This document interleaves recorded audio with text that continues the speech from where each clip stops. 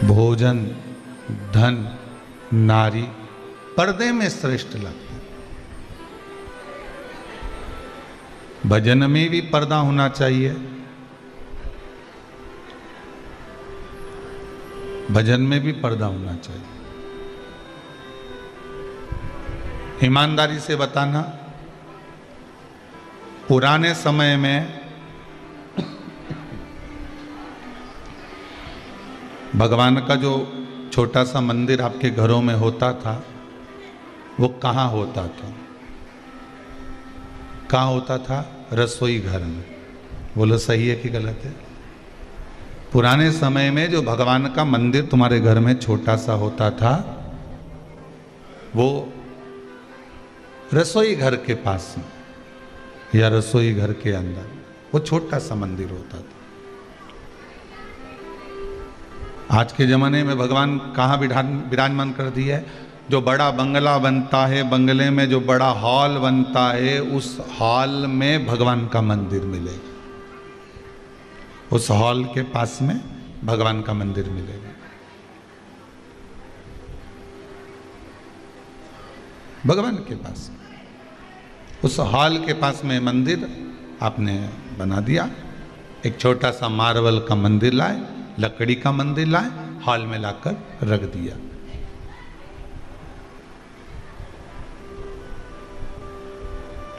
क्या पुराने जमाने के लोगों में बुद्धि की कमी होती थी क्या? अरे बोलो तो जम के नहीं। जितना विवेक, जितनी बुद्धि, जितना बल, जितना धैर्य, जितना धीरज, जितनी श्रद्धा, जितना विश्वास पुराने समय के लोगों को होता था, उतना आज नहीं हो पाता। उनमें जो विवेक था, बुद्धि थी, वो बड़ी प्रबल थी। रसोई घर में क्यों रखते थे भगवान को? रसोई घर के अंदर क्यों भगवान का छोटा सा मंदिर होता था? कि रसोई घर के अंदर कोई बाहर का व्यक्ति प्रवेश नहीं करता। रसोई घर के अंदर माताएं भी प्रवेश करती थी। अगर रजो धर्म से हो जाती थी तो फिर वो रसोई घर में नहीं जाती थी। पहले की माताओं में, पहले के लोगों में कितना विवेक था कि रसोई घर में नारी अगर अशुद्ध हो गई तो प्रवेश नहीं करेगी, बाहर का व्यक्ति प्रवेश नहीं करेगा, कोई रसोई घर के अंदर नहीं जाएगा। भगवान के लिए जो भोजन बनेगा, रसोई घर में ही भोजन बना, रसोई घर में भगवान पालेंगे, वहीं की वहीं भोग लग जाएगा, वहीं की वहीं श्रृंगार हो जाएगा, वहीं की वहीं दर्शन हो जाएगा, वहीं की वहीं आराधना हो जाएगी। पहले के लोगों में विवेक, बुद्धि, श्रद्धा, विश्वास, भाव और निर्मलता बड़ा प्रबल होता था।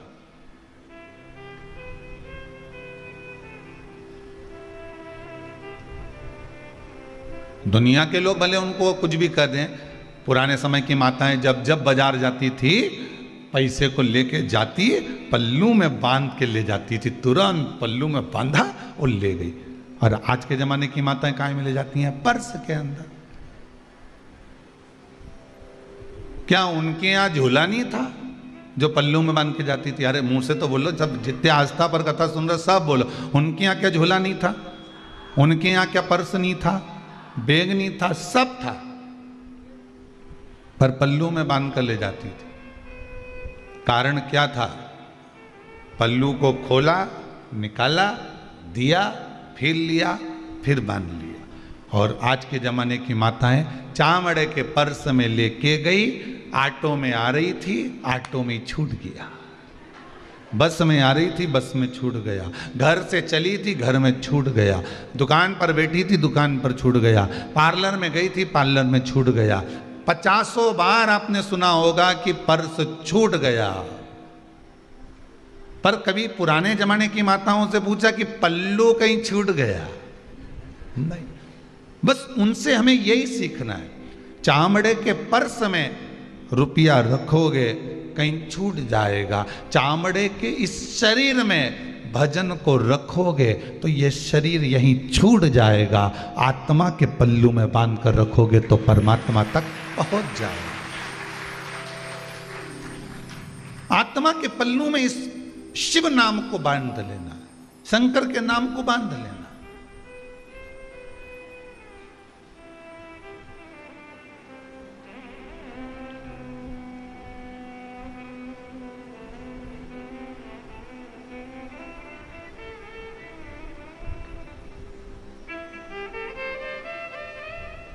अरे वास्तु पूजन अगर आपने करवाया होगा, वास्तु शास्त्र कहता है, कभी आपने ध्यान दिया होगा, जब किसी प्लाट का पूजन होता है, वास्तु शास्त्र, जब किसी प्लाट का पूजन होता है कि यहां पर हमको मकान बनाना है, या हमको दुकान बनाना है, या हमको बंगला बनाना है, या हमको हमारा फार्म हाउस बनाना है, तो प्लाट का पूजन होता है कि नहीं होता? अरे बोलो तो जम के होता है कि इसका हमें भूमि पूजन कराना है। तुम पंडित जी को लेकर गए, पंडित जी ब्राह्मण देवता, हे प्रभु आप आओ पूजन कराओ। पंडित जी ने सामग्री लिखी, रोली चावल मोली हल्दी सामान सब लिख दिया, उसमें उन्होंने लिखा भी सब सामान, उसमें कलश भी लिखा, श्रीफल भी लिखा, साथ में ये भी कहा कि 5 ईंट भी लेकर आना, ईंट मां पूजन होना है उसको भी लेकर आना। ब्राह्मण देवता ने पूजन भी कराया, पूजन भी आपने किया, दक्षिणा भी दी, प्रेमवश आशीर्वाद भी मिला ब्राह्मण देवता का, सब कुछ हुआ।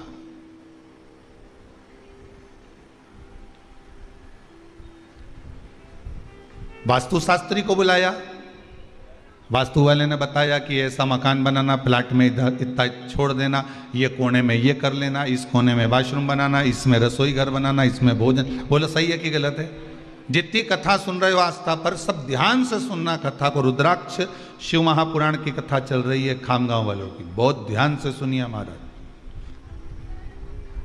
एक एक चीज वास्तु के हिसाब से बनाई, सारा सामान वास्तु के हिसाब से बनाया।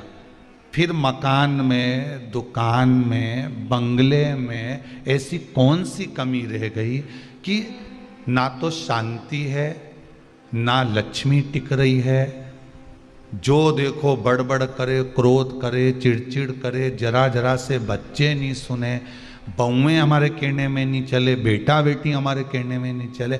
जब तुमने पूरा वास्तु के हिसाब से बंगला बनाया, तुमने सब कुछ देखकर बनाया, पूजन अर्चना आराधना, यहां तक कि सब कुछ अपन ने अच्छा करा, गृह प्रवेश भी अच्छा करा, सारा विधान अच्छा हुआ, फिर कारण क्या रह गया?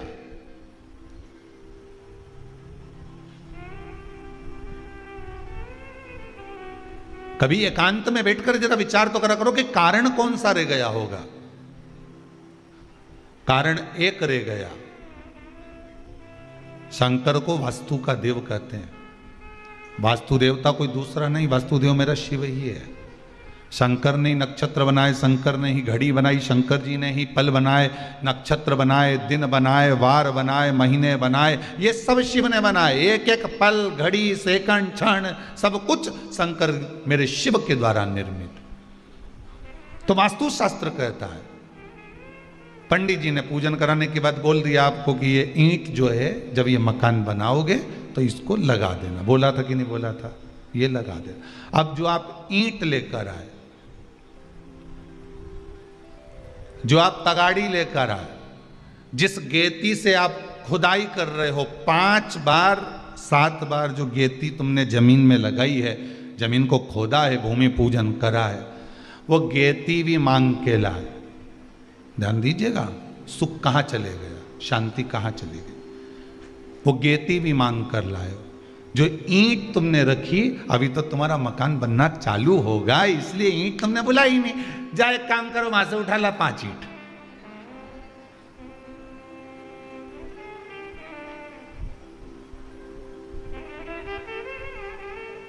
बच्चे कह भी देते हैं, दादी चोरी कर रही हो। दादी बोलती कहीं नहीं, अपना बनेगा, तुम 5 ईंट अपन दे देंगे। अब ईमानदारी से बोलो, 5 ईंट किस किस ने लौटाई वापस? एक ने भी लौटाई नहीं लौटाई। तो वो जो 5 ईंट तुम दूसरे के यहां से बिना पूछे, बिना ताछे, बस उठा कर लिया है और वास्तु पूजन के अनुसार तुमने रख दिया, मकान में उसको लगवा दिया, संभाल संभाल के रखी। अब जो तुमने मकान में लगवाई है, पुण्य की कमाई और पाप की कमाई वो फिट हो गई। अब ऐसी फिट हुई है कि ना वो शांति दे रही है, ना वो लक्ष्मी रुकने दे रही है। वास्तु शास्त्र का पूजन केवल वास्तु मकान, बाथरूम यहां बना लो ने, रसोई घर यहां बना लो ने, हॉल यहां बना लो, इससे वास्तु पूजन की महत्वता नहीं है। महत्वता यह है कि गारा क्या लगा है, महत्वता यह है कि ईंट कैसी लगी है, महत्वता यह है कि सीमेंट कैसी लगी है।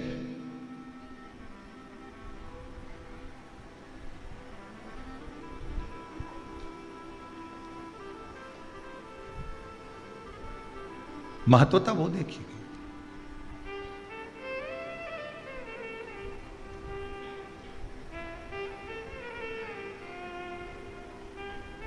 छोटी छोटी गलतियां हम अपनी जिंदगी में बहुत करते हैं और बाद में फिर उस गलती के पीछे हमको रोना आता है कि मेरे घर में से शांति कहाँ चली गई, मेरे घर में से सुख कहाँ चले गए। मैं पहले छोटे से मकान में रहती थी, जरा से मकान में रहती थी और मामा काका बुआ फूफा सब आते, एक हाल में सोकर चले जाते, प्रेम से भोजन करते, सब तारीफ भी करते, खूब आनंद में 8-8 10-10 दिन तक पड़े रहते। मेरे रिश्तेदार सब आते, कहीं देवरानी के जेठानी के सब पड़े रहते, यहीं पर यहीं रहते। छोटे से मकान में कितनी शांति थी, कितना सुख था। और जब से ये बंगला बनाया, जब से ये बिल्डिंग बनाई, शांति तो ना जाने कहाँ खो गई है, सुख ना जाने कहाँ चले गया है, ना जाने कहाँ पहुंच गया। अब हम उसको ढूंढ रहे हैं। शिव पुराण, रुद्राक्ष शिव महापुराण की कथा कहती है कि उस शांति को पाने का प्रयास क्या हो सकता है। किसी वस्तु से हमें, किसी के सामग्री को, किसी की वस्तु को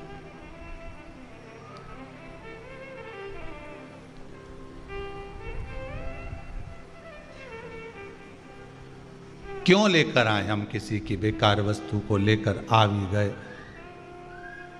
और उस बेकार वस्तु को ले जाकर हम लेकर आ गए और हमने उसका प्रयोग कर लिया। कहीं हमें वो अशांति उत्पन्न ना कर दे।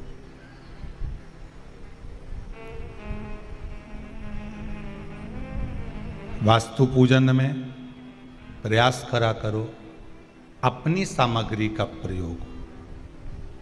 अपने घर में कुदाली हो, फावड़ा हो, गैती हो, हसिया हो, जो आपके घर में रखा है, भूमि पूजन उससे होना चाहिए। या जिस ठेकेदार को बनाने के लिए ठेका दिया है, उसको आपने कुछ शुल्क देकर ठेके में उसको निश्चित कर दिया है, तो फिर उसकी वस्तु यूज करें, उसकी वस्तु प्रयोग में।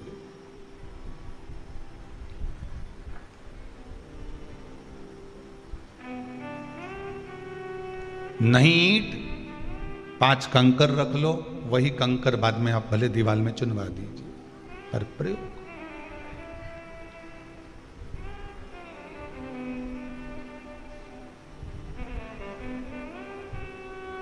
भगवान तो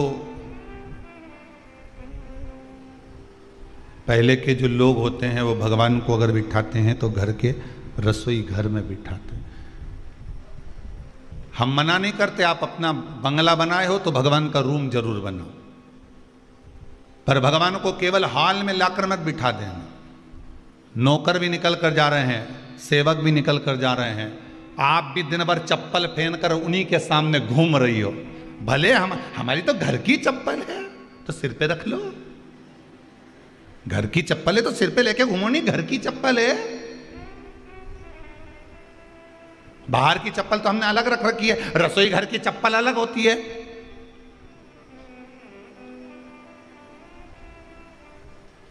चप्पल तो चप्पल ही होती है। अरे बोलो तो जम के जरा। नहीं तुम एक काम करो, जो मांग का जो वो बेंदा होता है नहीं, टीका, उसको पाँव में पहन ले और पाँव की चप्पल के सिर पे पहन ले, ऐसे कान में लटका ले दो। नहीं, लटका के तो देखो लोग क्या कहें, हम भी तो जाने जरा, हम भी तो सोचें कि दुनिया के लोग क्या कहते हैं। फिर वो चप्पल जो कान में लटकी रहेगी अच्छी बड़ी वाली तुम्हारी पाँव की, तो दुनिया के लोग क्या कहेंगे, ए मूर्ख है कि पागल है ये, चप्पल को सिर पे लेके घूम रही है। अब तुमने चप्पल को इतनी प्रतिष्ठा प्रदान कर दी कि ये तो हमारे रसोई घर की है, रसोई घर की, ये हमारे हॉल की है। तो फिर एक काम करना, वसीयत में लिख जरूर देना कि अंतिम समय में मैं जब मरूं तो हमारी चप्पल जरूर पिना देना। जितने भी मर कर गए हैं किसी के पांव में चप्पल और जूता नहीं था। और कब तक काया को संवारोगी जी जी हो, कब तक? जोर जवानी ढलक जाएगी।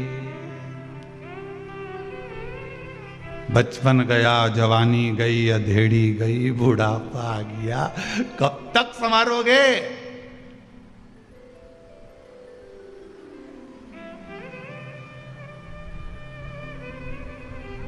रसोई घर में ज्यादा काम करते हैं तो ठंड बैठ जाती। गुरुजी तुम तो अपनी अपनी लगाते हो। अभी इतनी ठंडी बैठ जाए तो एक बात बता, आज से 10 साल पहले तेरे को ठंडी नहीं बैठी, 8 साल पहले ठंडी नहीं बैठी, 5 साल पहले ठंडी नहीं बैठी। जैसा इस शरीर को बनाओगे वैसा ये शरीर बनता है। रात्रि को तुम्हारी आदत हो गई कि 3 बजे तुम्हें नींद खुलेगी तो तुम्हें कोई अलार्म नहीं लगाएगा। 1-2 बार अगर तुम्हारी 3 बजे नींद खुल गई तो चौथे दिन से 3 बजे खुलेगी। भले वो पेट दुखने लगे, भले तुमको कहीं जाना पड़े, पर आधी रात को अगर तुम्हारा 2 दिन नियम हो गया कि ये शरीर 3 बजे 2:45 बजे बस नींद खुले, फिर तो वो खुल के मानेगी। चाहे तुम कितनी करवट बदलो, भले तुम फिर उसके बाद सो जाओ, पर वो खुलेगी जरूर, ये पक्का, क्योंकि शरीर की आदत होगी।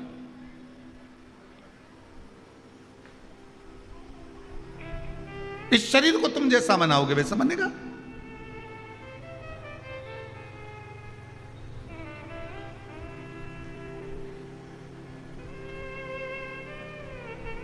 वो वाली बात याद कर लो थोड़ा सा। वो कहते हैं ना कि पहले बच्चे नानी और दादी के घर में जन्म लेते थे। बोलो सही है कि गलत है? पुराने समय में बच्चे या तो नानी के घर में जन्म लेते थे या दादी के घर में जन्म लेते थे। इसलिए बच्चों का जो प्रेम होता था वो नानी और दादी से ज्यादा होता था। इसलिए गर्मी की छुट्टी में बच्चे तुरंत दौड़ के नानी दादी के घर चले जाते थे। हम तो नानी के घर जा रहे हैं। जो बच्चा जहां जन्म लेता है उसका प्रेम वहां ज्यादा रहता है। नानी के घर में जन्म लिया तो नानी के परिवार वालों से प्रेम ज्यादा रहेगा। दादी के घर में जन्म लिया तो दादी के परिवार वालों से प्रेम ज्यादा रहेगा। जहां बच्चे की नाल कटती है उसका प्रेम, उसका स्नेह वहां ज्यादा रहता है। आज के बच्चे हॉस्पिटल में जन्म लेते हैं, इसलिए डॉक्टर सिस्टर से प्रेम ज्यादा रहता है।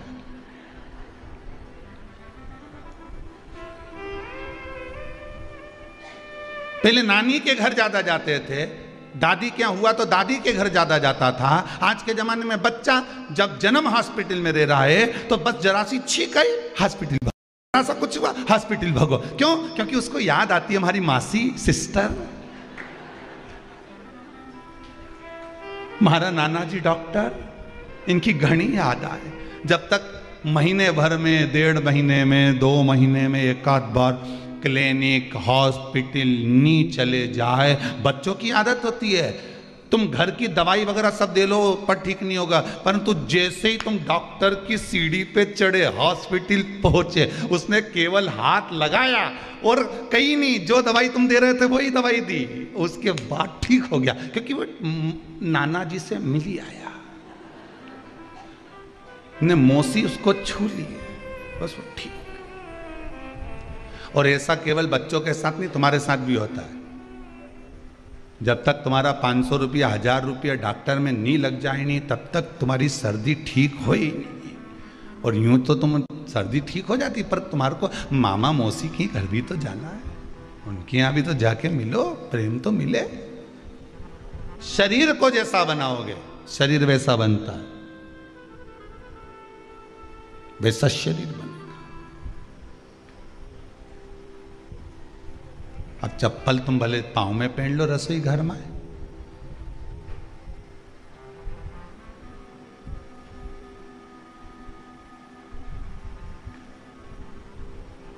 पांव अच्छा दिखना चाहिए गुरुजी, बहुत जोरदार। और मन, नर कपड़न से डरत है और नरक पड़न से ना है।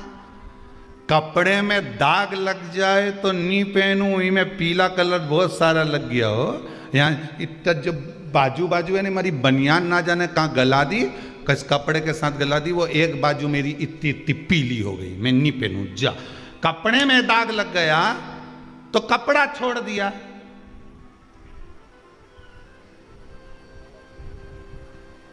कपड़े में दाग लग गया तो कपड़ा गंदा दिख रहा है, कपड़ा गंदा हो गया तो तुमने उस कपड़े को फिर पहना क्या? नहीं, अच्छा नहीं लग रहा, ये कपड़ा गंदा हो गया, ये मुझे ठीक नहीं लग रहा।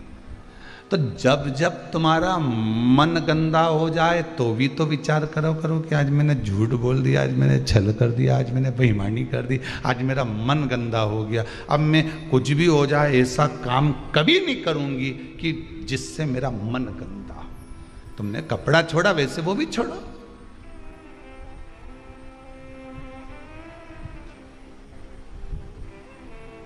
नर कपड़न से डरते और नरक पड़न से नाय।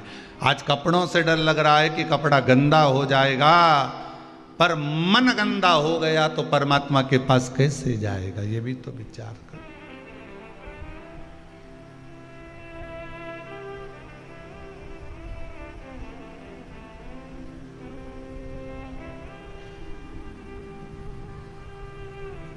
वो एक लाइन गई ना, मेली चादर ओढ़ के द्वार तिहारे।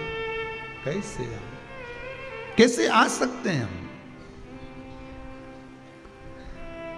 इस गंदे मन को लेकर कैसे पहुंचे? भजन, भोजन, धन, नारी, मंदिर, पूजन, पाठ, अर्चना। कितनी सुंदर बात लिखी हमारे शास्त्रों में। भगवान का भजन करो तो ब्रह्म मुहूर्त में करो। ब्रह्म मुहूर्त में क्यों लिख दिया? लिख देते कि दिन दोपहरी में करो, 12-1 बजे खूब डट के करो, पर उन्होंने लिखा ब्रह्म मुहूर्त में भगवान का भजन करो। ब्रह्म मुहूर्त में क्यों? कामी सोता रहेगा, भोगी भोग में लगा रहेगा, और योगी साधना करने वाला जब साधना में लगा रहेगा। कहते हैं ब्रह्म मुहूर्त में सुबह के समय पर जो स्वप्न देखो वो सिद्ध हो जाता। लोग कहते हैं सिद्ध हो जाता है, कहावत है लोगों की। सुबह अगर स्वप्न देखा तो वो सिद्ध होगा। तो सुबह जो भजन किया, सुबह जो मंत्र जाप किया, सुबह जो स्मरण किया, वो भी तो सिद्ध होगा। सुबह जो तुमने भजन करा है, कीर्तन करा है, स्मरण करा है, मंत्र जाप किया है, वो भी तो सिद्ध होगा। जब स्वप्न सिद्ध हो सकता है तो भजन भी तो सिद्ध हो सकता है।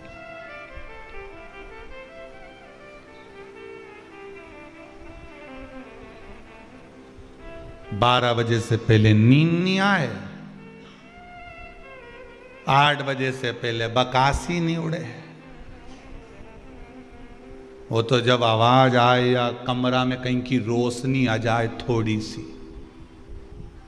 रोशनी, तब आंख खोले तो भी पड़ोसी को उठा रही, तुम्हारी अम्मा उठ गई शायद, देख क्या ना तुम जा, और देखना मम्मी ने चाय बना दी हो तो लिया ना हो। वो बेरू गया चाय लेने,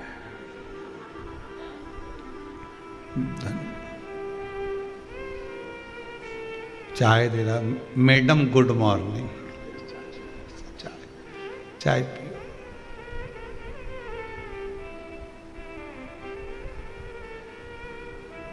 एक बार जैसे चाय लेने ऐसे गया, एक बार सवेरे जल्दी उठ के चाय खुद बना लेता और मम्मी के कमरे में लेके जाता, आज मम्मी चाय तुम्हारे लिए बनाई है। तब माँ प्रसन्न हो जाती कि मेरा बेटा मेरे लिए चाय बना कर लाए। तब आनंद की अनुभूति होती, तब चिदानंद वृत्ति में कोई सुख का अनुभव हो जाता।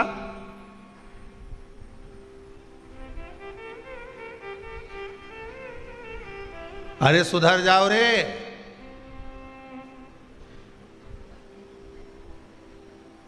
अभी भी मौका है, कहीं नहीं बिगड़ा।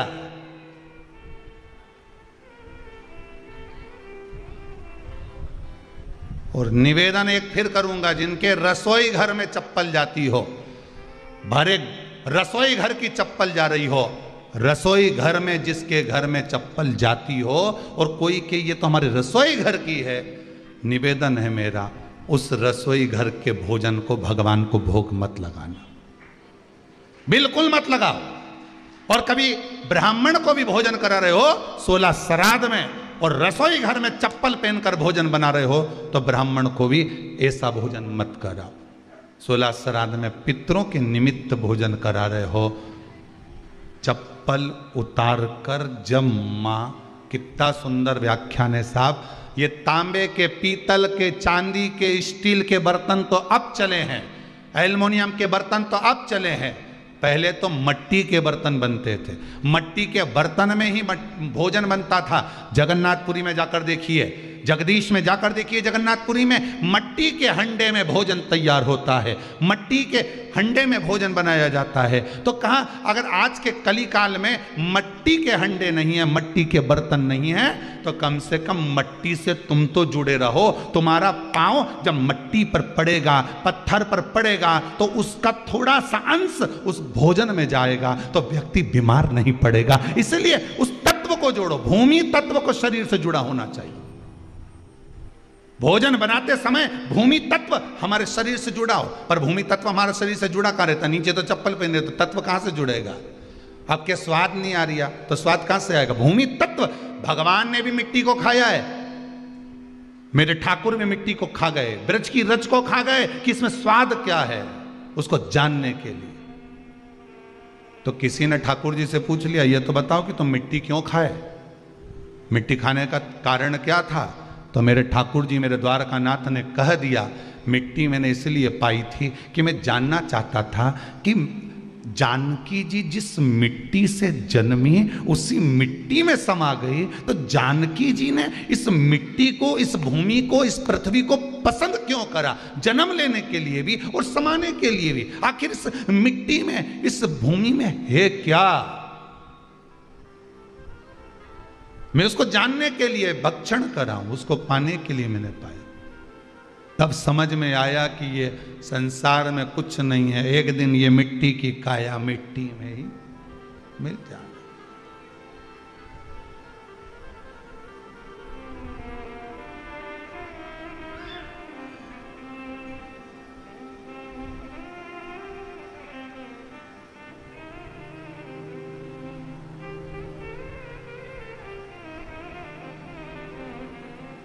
सब यही करा।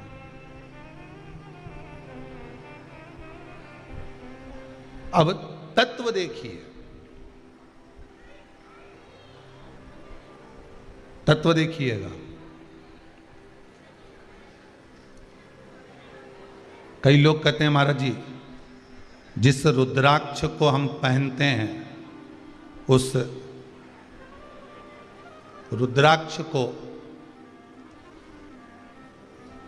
कहाँ नहीं पहनकर जाना चाहिए? 5 स्थान बताएं जहां रुद्राक्ष पहनकर नहीं जाया जाता। कितने स्थान हैं? 5। और रुद्राक्ष को 5 स्थान पर पहनकर नहीं जाते, पर रुद्राक्ष के लिए वर्णन किया गया कि रुद्राक्ष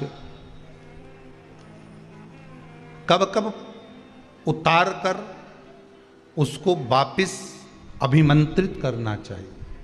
5 जगह पहनकर नहीं जाना चाहिए और रुद्राक्ष को अभिमंत्रित करना मतलब सीधा अमावस्या के दिन, पूर्णिमा के दिन, शिवरात्रि के दिन, श्रावण महीने के सोमवार को, प्रदोष के दिन, ये दिन आपके शरीर में जहां पर भी रुद्राक्ष है, आपके गले में अगर आप रुद्राक्ष पहने हो, आपके हस्त कमल में आप रुद्राक्ष पहने हो, आपने अपने पास में कहीं रुद्राक्ष रख रखा है, तो उस रुद्राक्ष को अमावस्या, पूर्णिमा, शिवरात्रि या श्रावण का सोमवार या प्रदोष आदि, इस दिन उस रुद्राक्ष को एक बार दूध में धोने के बाद उसमें थोड़ा सा सरसों का तेल अवश्य लगाना चाहिए। क्या होगा उससे? उससे होगा क्या? शिव महापुराण की कथा कहती है, महाराज रुद्राक्ष को दूध में धोने के बाद, स्नान कराने के बाद, जल से स्नान कराया, थोड़ा सा सरसों का तेल लगा दिया, महाराज क्या मिलता है उससे? तो कहा उस रुद्राक्ष में बल प्राप्त होता है। कौन सा बल?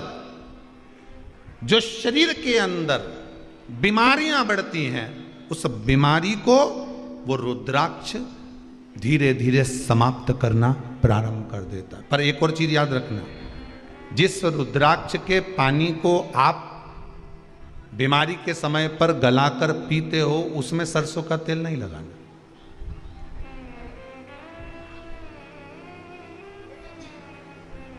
उसमें सरसों का तेल नहीं लगाना। उसको तो आप केवल स्नान कराओ दूध से, जल से, और फिर उसको गला दीजिए, उसका पानी आप पीना चालू कर दीजिए। जिसको बड़ी बीमारी होती है उसके लिए कल कथा में वर्णन किया था रुद्राक्ष के जल का, कि रुद्राक्ष का जल पिया जाता है शरीर के अंदर से रोग को, बीमारी को हटाने के लिए, रोग बीमारी को समाप्त करना। तब शिव पुराण कह रही है अमावस्या, एक तिथि कोई सी भी मान लो, हम ये नहीं कहेंगे कि आप अमावस्या आए तो उस पर भी आप बिल्कुल स्नान कराओ, पूर्णिमा आए तो उस पर भी नहीं, नहीं। आप तो कोई एक तिथि, आपको लग रहा है कि मेरा रुद्राक्ष बल कम दे रहा है, मेरे रुद्राक्ष में बल की कमी हो रही है, तो फिर उसके लिए कहा कि आप अमावस्या को भी स्नान करा लो, पूर्णिमा को भी करा लो, सरसों का थोड़ा सा तेल उसमें अवश्य लगा। रुद्राक्ष की असली पहचान काय में करी जाती है? सरसों के तेल में तो करी जाती है। आगे कथा में अपन सुनेंगे कि असली रुद्राक्ष को कैसे पहचाना जाता है। सरसों के तेल से उसका वर्णन आता है।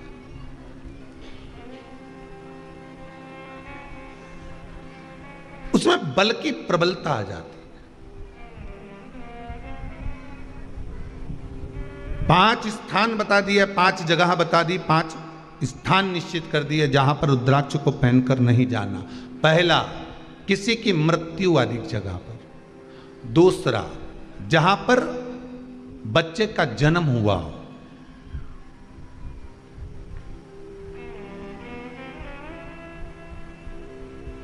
मृत्यु आदि जगह पर सूतक लगती है, जहां बच्चे का जन्म लेता है वहां सावड़ लगती है। मतलब जीव जाने के बाद दुख का सूतक होता है, और बच्चा जब जन्म लेता है तो सुख की सावड़ रहती है, सुख की सावड़। 2 स्थान। तृतीय स्थान,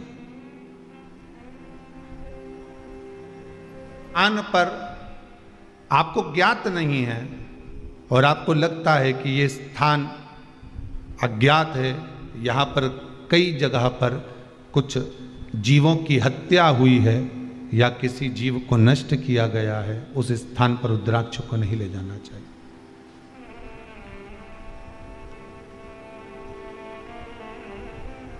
पांचवा, महाराज आपके रुद्राक्ष का जहां अपमान हो रहा है, अपमान से समझ में आ रही है ना आपको बात? ये काय को ढोंग प्रपंच में पढ़ा है? कौन ने कहा इतने रुद्राक्ष धारण कर ले? कौन ने कहा है? क्यों ढोंग प्रपंच में पढ़ा है? जहां रुद्राक्ष का, इसलिए रुद्राक्ष की मूलता है कि रुद्राक्ष का जब चक्र बनाया जाता है, रुद्राक्ष का जैसे किसी व्यक्ति का व्यापार नहीं चल रहा हो, कोई कर्जे में लदालूम हो गया हो, जिसके व्यापार बार बार बदलना पड़ रहा हो, या फिर कोई काम में मन नहीं लग रहा हो, या कहीं नौकरी, सर्विस, व्यापार, व्यवसाय व्यक्ति का जब चलता नहीं है, तो फिर उसके लिए रुद्राक्ष चक्र के रूप में काम करता है। जैसे सुदर्शन चक्र चलता है, ऐसे रुद्राक्ष का चक्र चलता है। रुद्राक्ष चक्र कितने रुद्राक्ष से बनता है? तो कहा 9 रुद्राक्ष से बनता है। 4 मुखी रुद्राक्ष के 3 रुद्राक्ष 4 मुखी के, 5 मुखी रुद्राक्ष 3, 6 मुखी रुद्राक्ष 3। कितने हो गए? जम के बोलो। 9 रुद्राक्ष हो गए। लाल धागे में एक रुद्राक्ष को 4 मुखी को पहले ले लो, फिर उस रुद्राक्ष के बाद में उसको 1.25 गांठ लगा दो। 1.25 गांठ लगाई धागे में, फिर 5 मुखी रुद्राक्ष, फिर 1.25 गांठ, फिर 6 मुखी रुद्राक्ष, फिर 1.25 गांठ, फिर 4 मुखी रुद्राक्ष, फिर 5 मुखी, फिर 6 मुखी, 1.25 गांठ लगाकर चक्र तैयार कर लिया जाता है और उस चक्र को तैयार कर कर व्यक्ति शिव मंदिर में ले जाकर शंकर जी के उस शिवलिंग पर रखकर चढ़ाकर भगवान शंकर को केवल 3 वस्तुएं समर्पित कर दे। पहला धतूरा, दूसरा बेर, बेर मतलब बोर जो खाते हैं बेर, तीसरा काली तिल, ये शंकर जी को समर्पित कर दे, स्नान कराए, वापिस उस रुद्राक्ष को लेकर आ जाए और अपने गले में धारण कर ले। ऐसा कौन सा काम है जो कार्य सफल नहीं होता होगा? व्यापार भी होगा, व्यवसाय भी होगा और सर्विस भी लगे। बस उस चक्र को, शिव का जो चक्र है, सबसे पहले सुदर्शन चक्र था ही किसका? आपको पहले भी कथा में कहा कि सुदर्शन चक्र किसका था? भगवान विष्णु को तो बाद में मिला जब उन्होंने कमल के पुष्प समर्पित करे। और कमल के पुष्प जब समर्पित करे तो कमल का पुष्प कम पड़ गया, तब भगवान विष्णु ने अपना एक नेत्र निकालकर भगवान शंकर को समर्पित करा, तब भगवान त्रिनेत्रधारी हो गए। और भगवान शंकर ने देखा कि मेरे नारायण जिन्होंने मुझे नेत्र दिया है मैं इनको क्या दूं? तब भगवान उसी समय पर मेरे ओघड़ दानी ने, मेरे शंकर ने, मेरे शिव ने अपने हाथ का सुदर्शन चक्र उठाकर भगवान विष्णु को दे दिया। भगवान त्रिनेत्रधारी हो गए, भगवान नारायण सुदर्शन चक्रधारी हो गए। तभी भगवान विष्णु ने पूछा, आपने चक्र मुझे दे दिया, आपके पास कोई चक्र नहीं है? तब भगवान ने अपने गले की रुद्राक्ष माला को उठाकर जो घुमाया, शिव जी ने कह दिया ये रुद्राक्ष चक्र का काम करता है, अच्छे अच्छे का संहार कर देना, पछाड़ देना। ये रुद्राक्ष वो है जो मेरे हृदय में बसता है। एक चक्र मेरे शंकर के पास आज भी है। वो कौन सा चक्र है? जम के बोलिए, रुद्राक्ष चक्र। रुद्राक्ष चक्र में ज्यादा मन के नहीं होते। कितने होते हैं? अभी बताया था कितने? मात्र 9। 3 4 मुखी के, 3 5 मुखी के, 3 6 मुखी।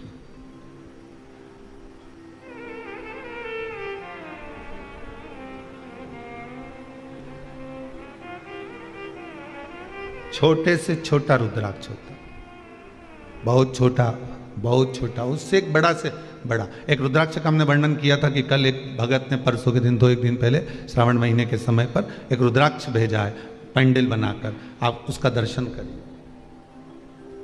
आस्था वालों से निवेदन है वो भी दर्शन कराएं। जो बड़ा रुद्राक्ष इन्होंने भेजा, इतने बड़े रुद्राक्ष का जो दर्शन महाराज, 7 मुखी बड़ा रुद्राक्ष। शायद इतने बड़े रुद्राक्ष का दर्शन आपको पहली बार प्राप्त हो रहा होगा। पर ये रुद्राक्ष बेंगलोर से जो बनाकर भेजा है इन्होंने, 7 मुखी, 7 मुखी, 7 मुखी, बड़ा, फिर उससे छोटा, फिर उससे छोटा, इससे भी छोटा रुद्राक्ष होता है, फिर उससे भी छोटा रुद्राक्ष होता है। ऐसा नहीं होता कि रुद्राक्ष, बड़े से बड़ा रुद्राक्ष का क्रम उन्होंने भेजा कि गुरुदेव इतना बड़ा रुद्राक्ष और उससे 7 मुखी, फिर 7 मुखी, फिर 7 मुखी, छोटे से छोटा रुद्राक्ष। आप जिस रुद्राक्ष का चक्र अपने जीवन में उतार रहे हो, फिर निवेदन करूंगा, दुनिया में ऐसा कोई समस्या नहीं जिस समस्या का कोई निदान नहीं। हर समस्या का निदान है, पर निदान किसी दूसरे के पास नहीं, निदान केवल मेरे भोले नाथ के पास में है। आपको अगर किसी समस्या का सफल आनंद चाहिए तो शंकर की शरण में जाओ। आपको सीहोर आने की भी जरूरत नहीं है, आपको हमसे मिलने की जरूरत नहीं है, आपको पंडित प्रदीप मिश्रा के पास नहीं आना, आपको किसी बाबा जोगी के पास नहीं जाना, आपको किसी के बेल भभूति लेने नहीं जाना, आपको तो शिव के पास जाना। जो शंकर की वस्तु है उसको स्वीकार करो, बस शंकर की वस्तु को स्वीकारिए।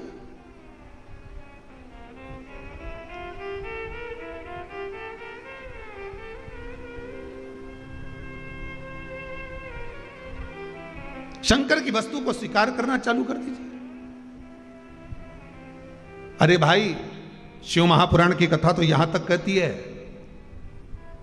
यहां तक वर्णन कर रही है, जिस व्यक्ति की नौकरी नहीं लगती, सर्विस नहीं लगती, हर जगह पर अप्लाई कर रहा है, बार बार इंटरव्यू देने जा रहा है, लगातार उसको अगर सफलता प्राप्ति नहीं हो रही है तो धतूरा ढूंढो। धतूरा कहीं बाजार में नहीं मिलेगा, किसी वृक्ष से धतूरा तोड़ लिया, कुछ मत चढ़ा, तू शंकर जी के मंदिर में जाकर तेरा नाम और गोत्र बोल और शिव जी को धतूरा चढ़ाना चालू कर दे और बाबा से विनती कर, धतूरा चढ़ाना चालू कर। अब धतूरा कोई बहुत कीमती होता है क्या? बहुत पैसे का मिलेगा क्या? कहीं पे भी मिल जाएगा। धतूरा तोड़ और चढ़ा शंकर जी को। रोज नियम बना ले कि एक धतूरा मैं शंकर जी को चढ़ाऊंगा, प्रतिदिन चढ़ाऊंगा, शिव जी से जाकर निवेदन करूंगा प्रतिदिन। शंकर जी की प्रिय वस्तु में धतूरा, बेलपत्र आदि कादि की तो है, क्या है? चढ़ा रोज एक धतूरा, फिर वही धतूरा जिसकी यहां तू इंटरव्यू देने जा रहा है उसी के सिर पे चढ़ गया। जो तूने शिव जी के चढ़ाया वही धतूरा वहां चढ़ा है, तू क्यों चिंता करता है? हमारे साथ लो। रुद्राक्ष चक्र को बनाने के लिए कौन कौन से रुद्राक्ष होना चाहिए? जम के बोलो। 4 मुखी, 5 मुखी, 6 मुखी। कितने कितने होना चाहिए? 3-3। क्रम क्या होना चाहिए?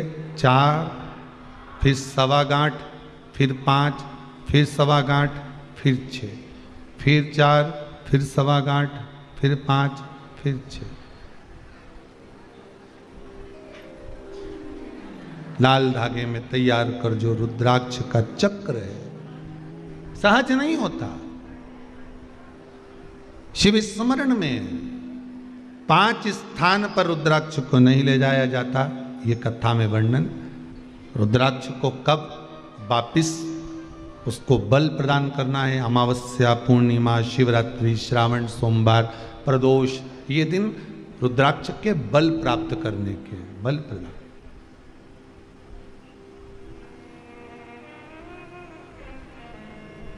शिव पुराण कह रही है शिवरात्रि, यहां रुद्राक्ष शिव पुराण कह रही है। तो प्रयास करिएगा, भजन भोजन धन और नारी पर्दे में रहे। जितने पर्दे में रहेंगे उतना सुख मिलेगा। हम जिस भजन को कर रहे हैं, जिस स्मरण को कर रहे हैं, उसको गुप्त रखकर करोगे तो ज्यादा आनंद आएगा। उसको गुप्त रखकर करिए, आपको आनंद की अनुभूति होगी।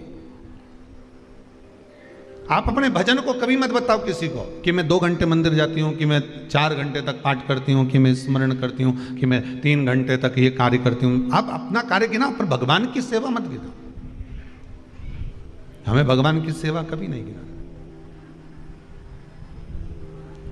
भगवान को जो दान किया, ब्राह्मण को जो दान दिया, गौ माता को जो दान दिया, बहन बेटी को जो दान दिया, कभी मत बोलना कि हमने इतना दिया। नहीं नहीं, वो तो देने वाला भोलेनाथ, लेने वाला भोलेनाथ, वो दे रहा है, इसलिए हम भी दोनों हाथों से दे रहे हैं। जीवन का क्या ठिकाना है? आज है कल नहीं, सब धरा की धरा रह जाएगा। एसी का रूम ने, डनलप का गद्दा ने, अलमारी में कपड़ा, बोलो तो जी सही है कि गलत है?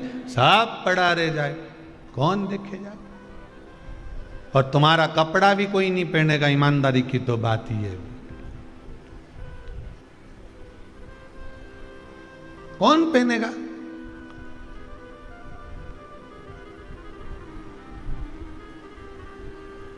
अब दूसरी जगह कौन जाए, हम तो अपनी कह दें। जब पूज्य पिताजी देवलोक गमन हुए तो उनके कपड़े भी तो अलमारी में धरे रही है। बोलो सही है कि गलत? दूसरी किसको कहने जाओगे? वो कपड़े रखे, अब वो कौन पहने? महाराज तो धोती पहने, पैंट शर्ट नहीं पहने, सफारी नहीं पहने, और जो हम पहने वो तुम नहीं पहनो। नहीं तो पहनो तो कोई दिक्कत नहीं है। किसके कपड़े किसको आ रहे, रखे। फिर वो प्रयास किया जाता है कि जो पहनने वाला हो, जो किसी को लगता हो तो देते जाओ, पहन लेगा, धारण। इसलिए आपसे बारंबार कहते हैं, जीवन का कोई ठिकाना नहीं। श्वास रुक जाएगी चलते चलते, शम्मा बुझ जाएगी जलते जलते, दम निकल जाएगा रोशनी का, क्या भरोसा है इस जिंदगी का। खूब भजन करो, खूब। भगवान दे दे तो कथा भी करवा लो, सत्संग भी करवा लो, भजन भी कर लो, शिव पुराण भी सुन लो।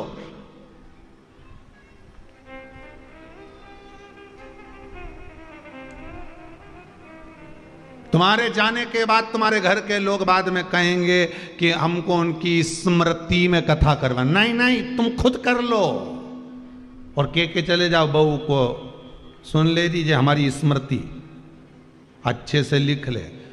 हम जाएं उसके बाद भले कुछ मत करना, पर जीते जी हमको तेरा कथा शिव पुराण करा लेने दे, रसगुल्ला प्रेम से खा लेने दे, दोनों हाथों से दान पुण्य करने दे, अपनी जिंदगी मस्त जियो। फिर कहेंगे जितना कमाओ तुम, मना नहीं है, कमाने के बाद तुम्हारे हाथों से दान नहीं होता मत करो, तुम्हारे हाथों से किसी से दिया नहीं जाए मत दो, तुम्हारे हाथों से कोई धर्म नहीं हो मत करो, पर निवेदन है जितना कमा रहे हो अपने ऊपर खर्च तो करो। एफडी बनवा लो, एफडी बनवाओ, बीमे में जमा करते जाओ। मरने के बाद बीमा किसको मिलेगा? तुझे ऊपर कोई देने आएगा? बीमा पक गया है, 12 लाख रुपए तुम्हें मिल रहा, ऊपर कोई कहने आएगा? बीमा वाला बोलने आएगा पर कि 12 लाख तुम्हें बीमे के मिले, जाओ नीचे जाके तुम बढ़िया फ्रिज मिरीज खरीद लो, ने 2-4 आइसक्रीम खा लो, कौन मौका देगा? और ऊपर जाके तो बोलना भी मत कि हमारा 10,000 का बीमा था कि 5,000 का, सुनेगा ही नहीं, डायरेक्ट बोलेगा वो पाड़ा पे बैठा हुआ मुछंदर जोरदार, और हाथ में गदा और पीछे पाड़ा की पूंछ से अपन बंधे और दोचता ले जाएगा। ये सब भयंकर गरुड़ पुराण में लिखा है। खूब मारता मारता ले जाएगा, खूब जोरदार। और तुम चिल्लाओगे कि हमारा तो 10 लाख का बीमा है, तो क्या वो बीमा तेरे परिवार के काम आएगा? शिव पुराण का बीमा करा लेती तो ऊपर काम आता। बीमा तो ये है।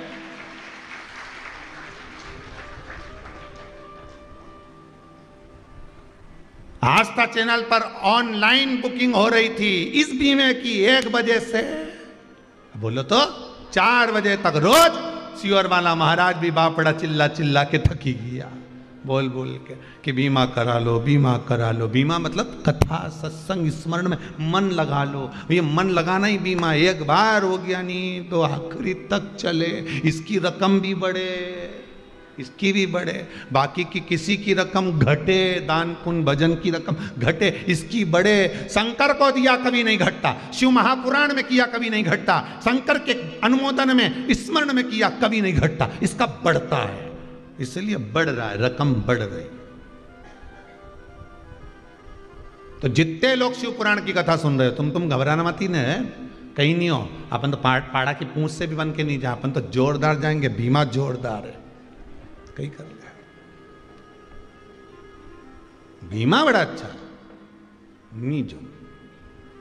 और यमराज के दूत अगर बंदी बनाने भी आ जाए नहीं तो उनसे कह देना पहले फाइल देख ले, इसके बाद बात करना मेरे से तो बोलना ही मत ही। बस सियोर वाला महाराज की इतनी कथा सुनी है, नहीं तो महाराज के पास ही चली जाऊंगी अब्बी की अब्बी, और वहां जाके पूछूं महाराज से, तूने किया था महाराज की कथा सुनो, तो वो छेड़े ही नहीं, बोले ही नहीं।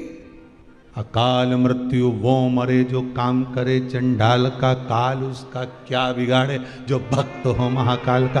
तू नहीं बोला था सियोर वाला महाराज जी? बोल देना तुम तो सियोर वाला महाराज जी से कि मैं जाऊं अब्बी की अभी। यमराज से कहते ना अब्बी जाऊं मैं सियोर, 2 मिनट नहीं लगे महाराज, अब्बी पहुंची। और मैं ही बात करूं महाराज जी से कि तुमने कहा था कि ये कुछ नहीं बिगाड़ेगा यमराज भी, क्योंकि तुमने शंकर की कथा सुनी है, तो फिर ये कैसे आ गया, ये तू आया कैसे मेरे दरवाजे पर? तो फिर यमराज भी कह देगा जी जी मैं तो कहीं नहीं, मैं तो देखने आया था। वो भी कह देगा मैं तो थारे प्रणाम करने आया था कि तूने शंकर की इतनी कथा सुनी कि थारा रोम रोम में 3.5 करोड़ रोम छिद्र में शंकर की कथा ऐसी बैठ गई, तो 9 महीने से 10 महीने से 8 महीने से 2 साल से ऐसी सुन रही है कि रोम रोम में कथा चली गई। अब तो कहीं की दूसरी पानी भी चढ़ाए तो तू के बता दे, काय को मंदिर का ले रही, घर से लाई, अब तो तू भी सुधारने का काम कर दे। रोम रोम में शिव बैठना चाहिए, नस नस में शंकर हो,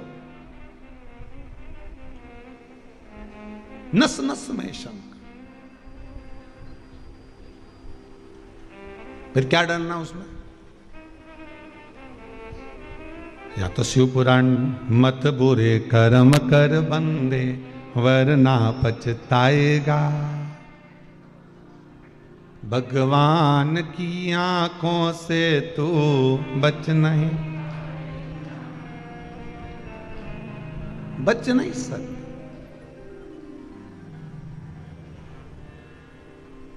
नए कपड़े की प्रसन्नता इस मन को एक दिन की रहती है। बोलो सही है कि गलत है? कपड़ा पहनने के बाद बस 2-4-8 लोगों को दिखा दिया ना, राखी पे तुमने पहन के जोरदार, दिवाली पे अपना कपड़ा वैसे तो तुम संभाल के रखो, और जो पहनी नए कपड़े की इतनी उमंगता थी, नए कपड़े का आनंद, नए कपड़े की खुशी एक दिन की होती है। कितने दिन की? जम के बोलो, एक दिन। नई घड़ी की खुशी 2 सप्ताह की होती है। कितने सप्ताह? 2 हफ्ते तक तुम्हें देखिए हमारी तो जोरदार घड़ी, इमें तो चलो तो मालूम पड़ी जाए कितना कदम चला। अच्छा, घड़ी तो बनी कि कितना कदम चला, खाने की नहीं बनी कितना खाया, घड़ी में ही मालूम पड़ जाए। कितने सप्ताह? कितने सप्ताह की खुशी? 2 सप्ताह की। नए कपड़े की खुशी 1 दिन की, घड़ी की खुशी 2 सप्ताह की, नया मोबाइल की खुशी 2 महीना की। 70,000 का लिया, 80,000 का लिया, 90,000 का लिया, 50,000 का लिया, 20,000 का लिया, 10,000 का लिया। नए मोबाइल की खुशी कितने महीना? 2 महीना की। पर शिव महापुराण की कथा जीवन में अगर एक बार करवा ली, उसकी खुशी मरते दम तक की रहती है, कभी नहीं चूक सकती। मैंने बेटे की शादी करी, वो अपनी जगह, उसकी खुशी रह गई अपनी जगह पर, बेटी की करी वो अपनी जगह पर, शिव कथा की जो खुशी है, वो आनंद है, वो सुख है, वो घटता नहीं, बढ़ता है। जब जब याद करोगे, अरे शिवपुराण सुनी थी, अरे शिवपुराण करवाई थी, अरे शंकर का अनुमोदन करवाया था, जीते जी। अब जितनी तुम्हें खुशी, तुम्हारी उतनी खुशी ऊपर भी आनंद। भजन में जो आनंद है वो कहीं नहीं महाराज। मन लगा मेरा यार फकीरी में, मन लगा मेरा यार फकीरी, फिर सुख नाही अमीरी में, मन लगा मेरा यार। बस ये अड़भंगा है, ये आनंद है। कभी मत बोलो अपने भजन को मैंने कितना किया है, कभी मत काउंट करो कि मैंने कितना दिया है, कभी नहीं गिनती करना कि मैंने कितना दे दिया। उसने देना वाले ने दिया था, मैंने दे दिया।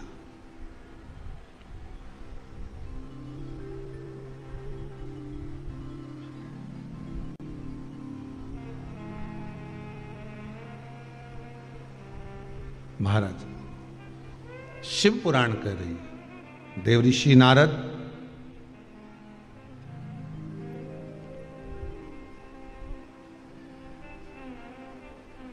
रुद्राक्ष की माला का सम्मान नहीं कर पाए थे जब तप कर कर आए थे। कथा जब शुरू हुई आज की, रुद्राक्ष शिव महापुराण जो दूसरे दिन की चल रही है, आज द्वितीय दिवस की चल रही है, उसका स्मरण करिए जरा कि पूजन करने का, दान करने का, भजन करने का, स्मरण करने का अहंकार नहीं आना चाहिए। मैंने कुछ नहीं दिया, भोलेनाथ जी ने मेरा हाथ पकड़ लिया, उन्होंने प्रेरणा दी कि जा वहां दान देकर आ, वहां धर्म करके आ, वहां ऐसा कर आ, वहां ऐसा करना।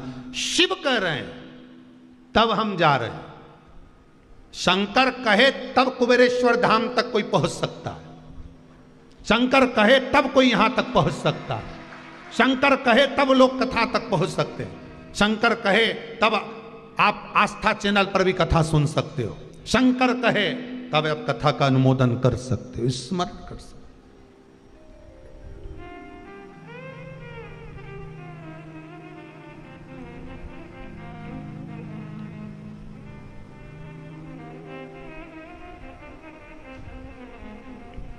शिव करे सोए। शंकर अगर मेरे भोलेनाथ अगर प्रेरणा नहीं दे तो आप कहां आ रहे हो? यहां कहां? आप कहां कथा सुन पा रहे हो? टीवी पर, टीवी के सामने बैठकर। आप कहां मोबाइल पर सुन पा रहे हो?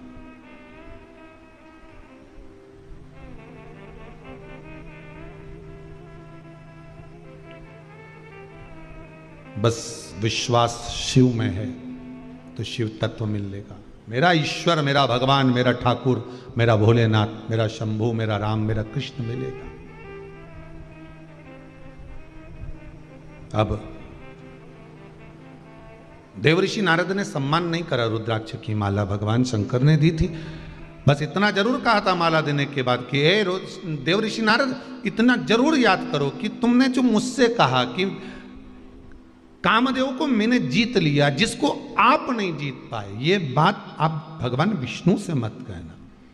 पर नारद जी जो माला पहनकर गए, रुद्राक्ष की माला देवऋषि नारद ने उतार कर जमीन पर पटक दी। ये माला मैं पहनूंगा, ये माला मैं पहनूंगा। रुद्राक्ष की माला महाराज ये बल प्रदान करती है, तो व्यक्ति के ब्लड प्रेशर को, शुगर को भी लेवल कर देती है। बहुत बहुत ध्यान देना महाराज। जिस दिन आपका ब्लड प्रेशर ऊंचा जा रहा हो या नीचा जा रहा हो, डॉक्टर कह रहे हैं बहुत हाई हो गया, बहुत नीचा हो गया, दवाई खाओ, मना नहीं हमारी तरफ से, आप खाओ, पर थोड़ी देर के लिए आपके घर में अगर कोई रुद्राक्ष पड़ा हो, कोई रुद्राक्ष रखा हो, क्योंकि रखे को और पड़े में अंतर हो जाता है कि तुम उसका प्रयोग तो करते नहीं हो, तो पड़ा है। बहुत सारे रुद्राक्ष, कई माताएं कह देती हमारे यहाँ बहुत सारे पड़े, पड़े का अलग संबोधन की रखा, मतलब उसका आपने प्रयोग नहीं करा। आपने उस रुद्राक्ष को, अगर शंकर का स्पर्श हुआ है, सिद्ध करा हुआ रुद्राक्ष है, तो अगर ब्लड प्रेशर ऊंचा नीचा भी हो रहा है तो थोड़ी देर रुद्राक्ष को हाथ में रख लो, या फिर दोनों हाथ से दबाओ, मलो, या पूरी हथेली में उसको घुमाना प्रारंभ कर दो। ज्यादा से ज्यादा 5 मिनट 3 मिनट करना, ब्लड प्रेशर लेवल पर आ जाए। करके जरूर देखना। सियोर वाला महाराज झूठ तो नहीं बोल रही यार, करके जरूर देखो, प्रैक्टिकल जरूर करो। कहीं और सियोर वाला महाराज झूठ बोले तो प्रैक्टिकल जरूर करो, बिना प्रैक्टिकल नहीं रहना। क्योंकि महाराज बोल रहा है कथा में से, और कथा में से निकालेगा सो बताएगा। अपन तो सब चीज रखो यहाँ पर, एक एक चीज का वर्णन रखो। जो भी चीज कोई पूछे, तुमसे भी कहीं का पूछे कि काली मिर्ची का कहाँ लिखा, तो बता देना 14वें अध्याय में 57वें नंबर श्लोक में लिखा है कि काली मिर्ची शंकर जी को चढ़ती है। तुम्हें बताने में क्या जाए, एक एक चीज का प्रूफ रखिए, रखो सामने और बताओ। तो ब्लड प्रेशर को लेवल में कर देता रुद्राक्ष। ब्लड प्रेशर, दुनिया के लोगों बस कथा पढ़ते हैं, बस उन्होंने कहा हमने तो पढ़ी, हमें तो कहीं मिला ही नहीं। तो देखे तो ढूंढने में तो भगवान मिल जाए दादा, ढूंढो तो, ढूंढना पड़ेगा, कथा में प्रवेश करना पड़ेगा आपको। केवल ऊपर से नहीं, भीतर से, इस दिल से जुड़ो कथा में। फिर हाथ जोड़ के निवेदन है, जितने शंकर की कथा आप लोग श्रवण करने वाले श्रोता भाई बहन है, मेरा करबद्ध निवेदन है, सियोर वाला महाराज पे विश्वास करो ना करो, पर शंकर पर जरूर करना। वो डूबने नहीं देगा तुमको। उसने मेरे जैसे को अगर हाथ पकड़ा है तो आपका भी पकड़ेगा, यह पक्का है। उसका अनुमोदन करो, उसका स्मरण करो, जपो उसको, भजो उसको, भजो उसको।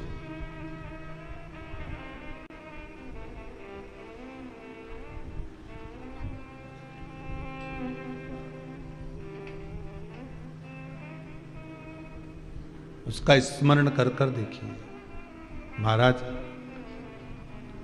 हाथ में जब ब्लड प्रेशर ऊंचा नीचा जा रहा हो, डॉक्टर कहीं दूर हो, आप ग्रामीण क्षेत्र में रह रहे हो, नहीं जान पाए और किसी ने कह दिया कि ब्लड प्रेशर ऊंचा नीचा हो गया, रुद्राक्ष जो आपके पास में उसको अच्छा जम कर हाथ की हथेली में उस रुद्राक्ष को श्री शिवाय नमस्तुभ्यं बोलकर, ओम नमः शिवाय पंचाक्षर मंत्र बोलकर, नमः शिवाय ओम बोलकर, जो आपकी मर्जी पड़े शंकर को भज लो, उस काल अधिपति महाकाल का स्मरण कर लो, विश्वेश्वर मेरे विश्वनाथ का स्मरण कर लो और उस रुद्राक्ष को मलो, होगा।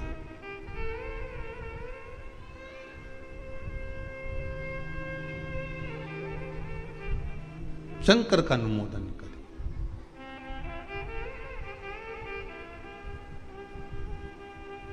महाराज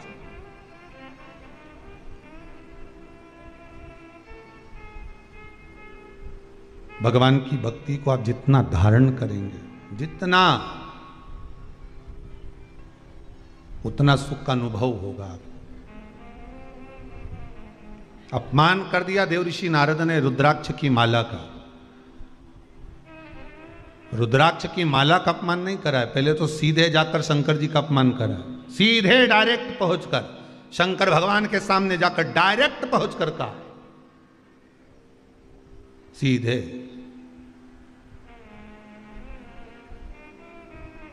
भोलेनाथ, जिस कामदेव को आप नहीं जीत पाए उस कामदेव को मैंने जीता है। शंकर भगवान मन में सोचे, बस बात तो यही है, तूने कामदेव को जीता, मैंने रिश्तेदारी जीती है। मैं सती का पति, कामदेव रति का पति, ये मेरा साड़ू भाई है। अगर मैं आंख नहीं खोलता तो घर आने के बाद मेरे को सती मैया कहती कि मेरा बहन का पति आया था, तुम उससे 2 मिनट बात नहीं करे, जरा पूछो तो तुम अपने अपने घर की दशा। तुम्हारी बहन का पति आए और तुम्हारा पति बात नहीं करे तो बेचारे की हालत खराब हो जाए। 2 मिनट दुकान छोड़ के नहीं आ सकते थे? इतने दिन के बाद तो आया, 5 मिनट बात करने में तुम्हारा क्या जा रहा था? क्या सारा काम आज ही करना था? मेरी बहन का पति आया था और भगोने जैसा मुंडा हो गया, भगोने जैसा, रोटी नहीं खाए, न तुम्हें परोसे, परस लो खुद ही। मेरे बहन का पति आया, अब पति बोला तू तो मिली थी ना, तेरे बहन का पति आया तो मैं तो मिली, मेरे को तो सब रिश्तेदारी निभाना है, पर तुम कब निभाओगे? पति बोला मैं दुकान निभा लूं कि रिश्तेदारी, तू बता। अब तुम्हारा कोई आएगा तो मैं देखूंगी। पत्नी तुरंत बोली। तब पति ने कहा अच्छा मैं फोन लगा ले। काय को फोन लगा रहे हो अब? तो भगवान शंकर जानते थे कि मैं गृहस्थाश्रम में पड़ा हूं, भगवान शंकर जानते थे कि मैं मृत्यु लोक में रह रहा हूं। मृत्यु लोक की हालत भगवान शिव ने कह दिया कि ये रति का पति है, मैं सती का पति हूं। शंकर भगवान बोले जब मेरा साधु भाई आया तो नेत्र तो खोलना पड़ेगा साहब, मोबाइल तो एक साइड रख के बात तो करनी ही पड़ेगी ना, भले तुम हेडफोन लगाए पर निकालना तो पड़ेगा, क्योंकि रिश्तेदार आया है। सही रिश्तेदारी इसको ही कहते हैं, जब अपने दरवाजे पर कोई आए, कोई अतिथि आए, कोई मेहमान आए, कोई तुम्हारा अपना मिलने के लिए आया है, तुमसे हालचाल पूछने के लिए आया है और तुम सामने टीवी खोल कर बैठे हो, न्यूज देख रहे हो, तो उसको लगेगा कि नहीं लगेगा? हम आए, हमको तो सम्मान देख ही नहीं रहा। बस 11 रनी बने इसके, 1 विकेट हो चुका है। अब मेहमान को लगे बताओ हम तो इतनी दूर से इनसे मिलने आए और इसका ध्यान टीवी में लगा है। अच्छा लगेगा कि नहीं लगेगा? बोला अच्छा लगेगा, ये सब चीज अच्छी है? नहीं। जब तुम्हारे यहां कोई अतिथि आए, जब तुम्हारे यहां कोई मेहमान आए, जब तुम्हारे यहां कोई मिलने के लिए आए, उस समय पर टीवी बंद, कितना भी रोचक नाटक क्यों ना आ रहा, बंद। हाँ कोई धर्म की कथा चल रही हो, सत्संग आदि चल रहा हो तो चलाओ, क्योंकि ये घर जाके नहीं सुनेगा, इसे यहीं सुनाओ। हाँ कथा हो रही हो शिव पुराण की टीवी पे और कहीं का मेहमान आ जाए तो मना नहीं, इसको तो सुनाओ, पूरी सुनाओ। ये घरे जाके नहीं सुनेगा, इसके तो यहीं सुनाओ, दूधो नहाओ ने पूतो फलो, यही ना। पर अगर कहीं के गेम चल रहा हो, मैच आदि चल रहा हो, या ये नाटक माटक या फालतू चीजें चल रही हो तो बंद, बाद में देख लेंगे। एक नाटक तो 2-3 बार आए, बोलो सही है कि गलत है? कभी इस पे आए कभी उस पे आए। शिव पुराण कौन सी 2-3 बार आए? एक ही बार आए 1 बजे से 4 बजे तक। 4 बजे के बाद इनसे कह भी दें कि लगा दो तो इनका दादा नहीं लगाए, क्या क्यों?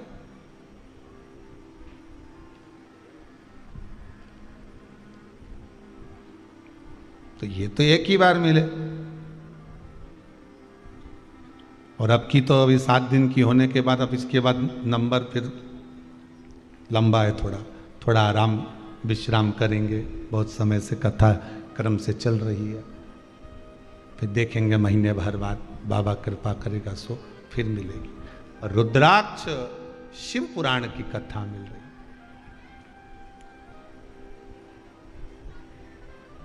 अब इसके बाद में थोड़ा गिरिराज दादा, कभी गंगा मैया स्मरण कर ले, भगवत भजन हो जाए। करो स्मरण जितना है भगवत नाम। देवऋषि नारद ने अपमान कर दिया, पहले डायरेक्ट जाकर अपमान करा, फिर वो माला को, रुद्राक्ष की माला को जमीन पर फेंक कर अपमान करा।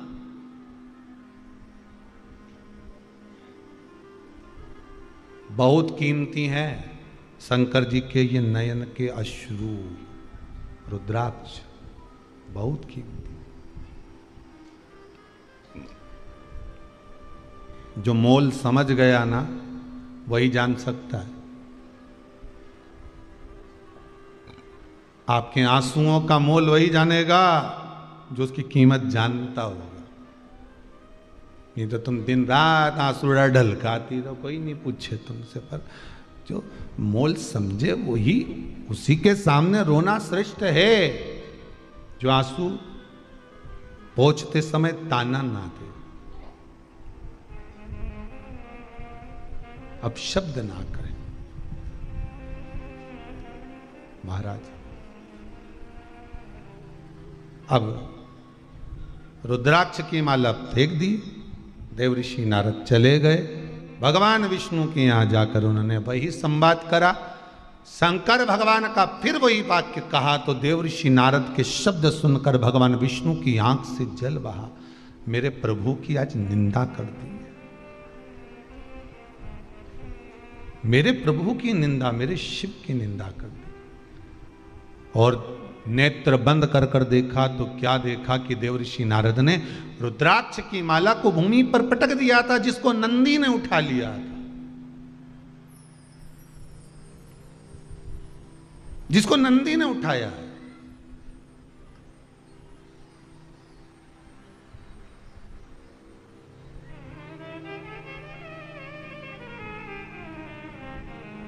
और नंदी ने उस रुद्राक्ष की माला को भगवान विष्णु शिव जी को ले जाकर दिया। प्रभु जी तो आपके गले की माला है। शंकर भगवान बोले हाँ मेरे गले की। किसको दी थी? भगवान बोले नारद जी को। नंदी को क्रोध आ गया। नंदी ने कहा मैं अभी जाता हूं नारद के पास, देव ऋषि नारद जी को अभी देख लेता हूं जाके, उन्होंने आपकी इस माला का अपमान कैसे कर दिया।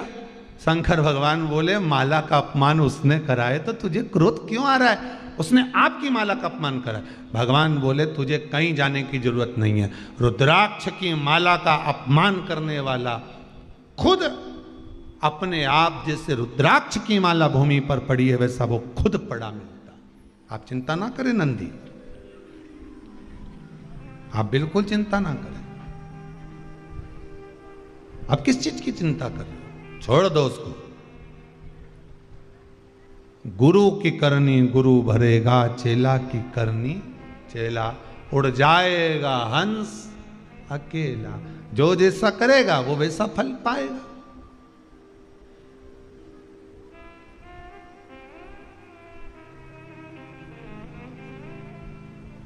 जैसा कर्म वो कर रहा है उसके अनुसार उसको फल मिल रहा है। उसने अगर अपमान करा है तो अपमान का फल, उसने अगर कुछ कहा है तो उसको वही चीज श्रवण करने को मिल रही है, उसको मिलेगा वो। आप अपने मुख से कहकर कुछ विचार ना करिए, अपने मुख से बोलकर आप उसका स्मरण ना करिए, छोड़ो।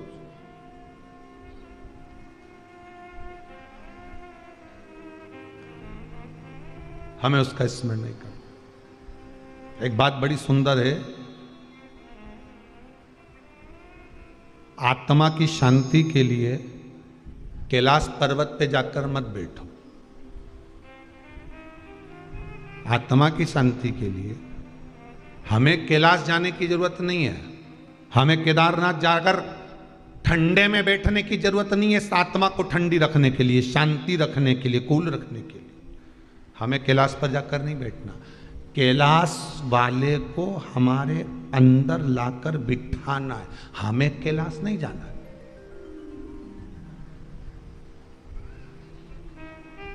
कई लोग कहते हैं गुरुजी कौन से तीर्थ में चली जाऊं, मैं बता दो, इतनी घर से दुखी हो गई, मैं तो मन करे कि तीर्थ चली जाऊं, तो भले चली जा।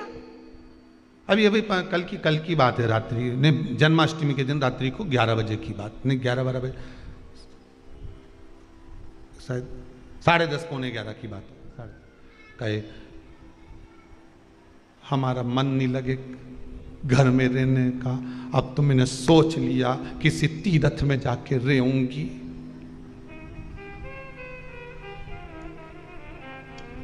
हमने पूछा मां काय को जाएगी तीर्थ में? शांति तो मिलेगी हृदय को, थोड़ी ठंडक तो मिलेगी या जीवड़ा को। तो हमने कहा ठंडक चाहिए, शांति चाहिए, तो तुम्हें कहीं जाने की जरूरत नहीं है, वो महादेव को कैलाश पे से निकाल के लाओ और उसकी कथा, उसका भजन, उसका मंत्र, उसका नाम, उसका स्मरण, उसकी याद इस दिल में लाकर बिठा दो। जब कैलाश पे रहने वाला दिल में आ जाएगा तो दिल तो वैसे ही ठंडा हो जाएगा, फिर बेचैनी रहेगी ही नहीं। अरे गुरुजी बहुत प्रयास करूं पर घर का ये बहुवन तुम्हारे 2 मिनट भजन करने दे, तो तू भजन करे कि बहू का मुंडा देखे?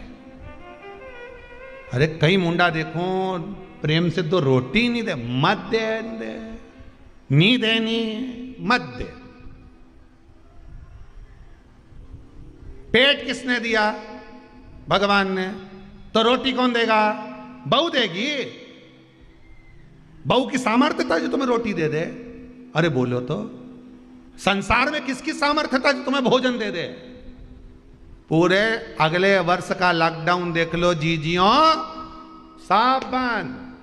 पति भी घर में 4 महीना से, दुकान नहीं चले, व्यापार नहीं चले, व्यवसाय नहीं चले, कहीं नहीं, आटा चावल दाल शक्कर सब खत्म। उसके बाद भी रोज पोया बन रहा, रोज हलवा, रोज नया नया आइटम खाने का, खमन बना लो, इडली बना लो, पूरा दिवाली का फंक्शन तो तुमने 4 महीना में कर लिया।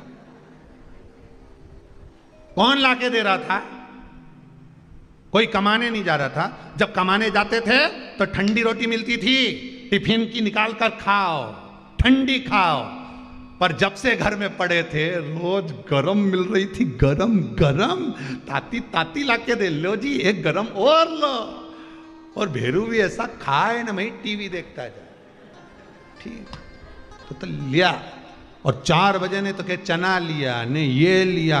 सबसे ज्यादा आफत तो बेचारी माताओं की बनी, इनने खूब कोसा हुआ कोरोना के, खूब ना जाने कहां से आ गया, बना बना के मरी जाए।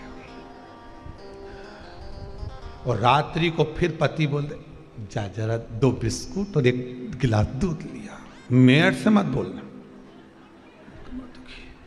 7 बजे से जो बनाने पीली सब खूब बनाया। सही परीक्षा तो सबकी थी, पर सबसे ज्यादा परीक्षा इनकी थी। इधर इनके झेलो, इधर बच्चा उनके लड़ रहे, झगड़ रहे, गुस्सा कर रहे, सामान फेंक रहे। उधर से अम्मा बब्बा, उधर से मायके की याद आ रही। पर बस उनमें न ट्रेन चले न बस चले, जिवड़ा करे, पंख होते तो उड़ जाती, कहां जा।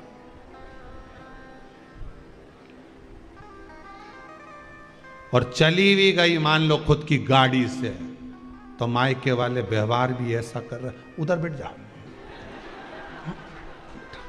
थोड़ा मास्क लगाओ, मुंह पे हाथ सैनिटाइज करो, और जितने कपड़े पहने हो सब धो। तो क्या हम कोई मरे में से आ रहे हैं? नहीं, धो जा, सब धो। अब कौन खिला रहा था? तो उनसे हमने अम्मा जी से यही बोला, जो माता जी बेचारी दुखी होके आई, हम तो कई करे, हम तो वृंदावन चले जाएं कि वहाँ चले जाएं कि वहाँ, भले चले जाओ पर बिहारी जी को हृदय में बिठाओ, कैलाश अधिपति को हृदय में बिठाओ। तुम्हारे जाने से कुछ नहीं होगा कि तीर्थ में जाके बैठ जाओगे तो तुम्हारा मन शांत हो जाएगा। अच्छे से सुन लो री जी हो, और भाइयों से भी निवेदन अच्छे से सुन लो कि मैं तो बहुत घर से परेशान हो गया, अब तो मैं घर छोड़ दूंगा, मैं वहां जाके रहूंगा। तुम कहीं पे भी चले जाओ, जब तक भगवान हृदय में नहीं बैठेगा तब तक कहीं पे भी रह लो, सुकून नहीं मिलेगा। नहीं तो घर में ही मन भगवान को हृदय में बिठा लो, इस दिल में। तुम घर में टीवी के सामने कथा सुनती हो, भगवान को दिल में बिठाओ, फिर तुम्हें कहीं जाने की जरूरत नहीं। मन चंगा कठोते में गंगा, कहीं नहीं जाना आपने, फिर तो तुम्हारा मन करेगा ही नहीं, अब नहीं जाऊं। 1 बजे से महाराज जी की कथा है, मैं कहीं नहीं जाना, मेरे को तो कथा सुन। अब तो मायके में भी जिवड़ा नहीं लगे, मायके गई राखी बांधने तो टीवी चालू कर दो, महाराज आ होगा। व्रत की शिव पुराण चल रही थी उस समय पे, तो टीवी चालू करो, महाराज आ हम कथा सुनेंगे 2 बजे शायद। ठीक, चित्त नहीं लग रहा, मतलब शिव बैठ गया। अब भ्रांति नहीं रही, अब ब्रह्मता नहीं रही।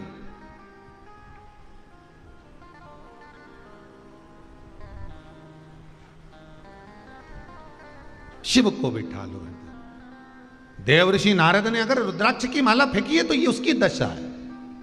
तो नंदी ने कहा वो देव ऋषि नारद हैं, कितना बड़ा पद मिला है उनको। इतना बड़ा पद मिलने के बाद कुछ होता है क्या? नहीं नहीं नहीं नहीं। अगर अहंकार अगर हृदय में आ गया, शिव की निंदा कर दी, रुद्राक्ष को फेंक दिया, रुद्राक्ष का स्मरण नहीं करा, तो गति तो बिगड़ना है, कुछ नहीं करना, गति बिगड़ना। हुआ बंदर का मुख लगा देव ऋषि नारद को। काय का मुख लगा है? बंदर। अब इतने बड़े ऋषि, देवताओं के भी ऋषि बनकर बैठे हैं देव ऋषि नारद, फिर बंदर का मुख क्यों, किस लिए?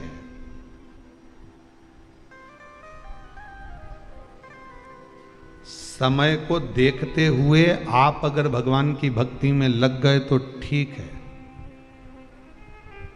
बचपन में परमात्मा के आगे झुक जाओ, ना बने जवानी में भगवान के आगे झुक जाओ। जवानी तक भी ना झुके तो अधेड़ी में भगवान के आगे झुक जाओ। अधेड़ी तक भी नहीं झुके तो बुढ़ापे में भगवान ऐसा झुकाता है कि कमर की हड्डी तोड़ के हाथ में डंडा पकड़ा दे। फिर जमाने के आगे झुक झुक के चलना पड़े, उससे अच्छा पहले ही झुक जाओ, कुछ नहीं जाएगा अपना। दंडवत, सीधा प्रणाम, सीधा प्रणाम।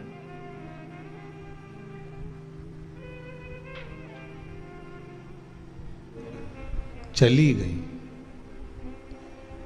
रुद्राक्ष का पौधा कब उत्पन्न हुआ था? भगवान ने ऐसा आंसू कब गिराया था? किसके लिए गिराया था? जो ये रुद्राक्ष का पौधा उत्पन्न हुआ। किसके लिए रोए थे? जो अश्रु रुद्राक्ष बन गया था। शंकर का ही स्वरूप प्रकट हो गया था।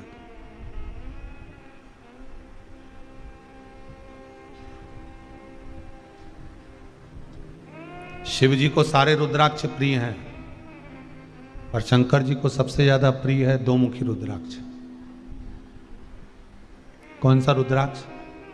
2 मुखी रुद्राक्ष। शिव को सारे रुद्राक्ष प्रिय हैं क्योंकि शंकर के नैन शुरू से बने, और 2 मुखी रुद्राक्ष शंकर को अधिक प्रिय है क्योंकि वो सती और शिव का स्वरूप है। जिसके लिए आंसू बहाया था वही सम्मुख में आया था। सती मैया चली गई, तब साधना में शंकर जी बैठ गए। ये सारा संसार जानता है कि उस तप साधना को तोड़ने के लिए कितना प्रयास करा गया। तीसरा नेत्र खुला, कामदेव जलकर भस्म हुए, ये सब कथा बहुत बहुत बहुत बात की है। हजारों वर्ष निकल गए, रामचरितमानस में भी लिखा हुआ। आप अगर शिव पुराण नहीं सुने तो रामचरितमानस का स्मरण करिएगा, उसमें भी लिखा है हजारों वर्ष निकल गए, हजारों वर्ष भगवान तप साधना में लगे थे, उठ ही नहीं रहे थे।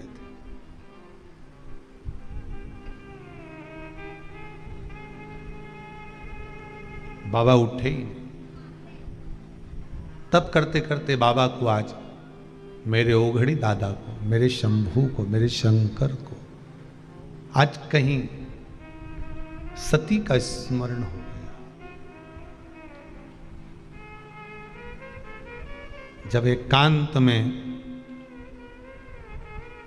पत्नी अगर चली गई, प्राण छूट गए, समाप्त हो गई, लोग कहते हैं क्या पति रोएगा इनके लिए?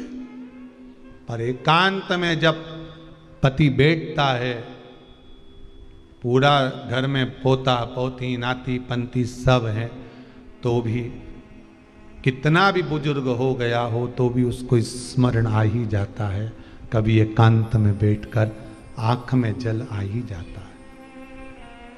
पत्नी भी चाहे कितनी भी बुजुर्ग हो गई हो, जिसका कहीं पति चला गया हो, भले इस घर में सब कुछ है, दादी हो तुम, सब कुछ है, पोता पोती नाती पंती धन दौलत बहू बेटा सब अच्छे हैं, तो भी कई साल निकल जाते हैं, सालों, उसके बाद भी कभी स्मरण आया तो अश्रु निकल ही जाता है।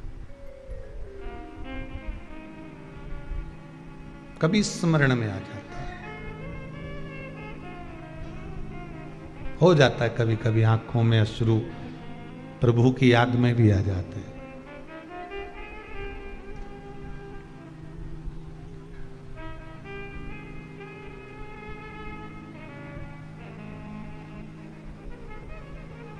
कभी कभी आंखों में अश्रु आ ही जाते हैं।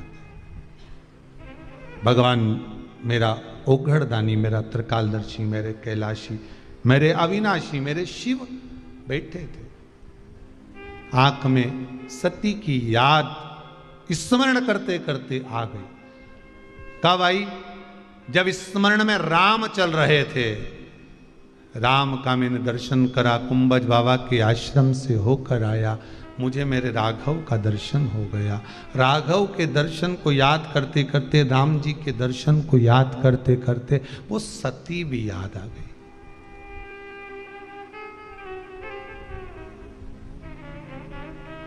कभी कभी आपके साथ भी हुआ होगा, कहीं शंकर जी के मंदिर आप लोग गए होंगे, तो शंकर जी का पूजन करते करते तुम्हें भी कभी ना कभी सीहोर की शिव पुराण की तो याद आई जाती होगी। हमने सीहोर के महाराज जी के मुंह से सुना था, हमने सीहोर वाला महाराज के मुख से सुना था। कई मंदिरों में तो पूजन करते समय भी स्मरण आ जाता है। अगर कोई कुछ चढ़ाता दिखेगा ना तो पंडित जी भी समझ जाएंगे सीहोर वाला महाराज कुछ बोला होगा। फूल वाले माली के यहां सामान लेने जाओगे ना तो माली भी समझ जाएगा, क्यों सीहोर वाला महाराज बोला है क्या। किराना की दुकान पे से कुछ भी सामान अलग से लेने जाओगे तो कहते सीहोर वाला महाराज बताया होगा। मतलब सीहोर वाला महाराज नहीं है, शंकर तुम्हारी चित्त वृत्ति में बैठ गया है और शंकर की याद एक एक व्यापारी के भी हृदय में बैठ गई है। शिव का स्मरण हर जगह पर हो गया, शंकर का अनुमोदन हर जगह पर है, शिव का स्मरण हर जगह पर।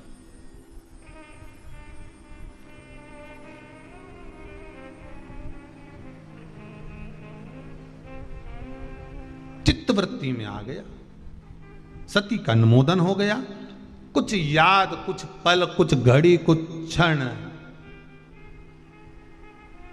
आ गए और मन में आया, ओ काशी वाले, ओ डमरू वाले, दिल मेरा रखना तेरे हवा। ये मन चित्त जुड़ गया, बस हृदय पहुंच गया माता सती के स्मरण में। भगवान भूत भावन भूतेश्वर भगवान शंकर के नयन से अश्रु गिर गया माता की याद में, सती अम्बा की याद।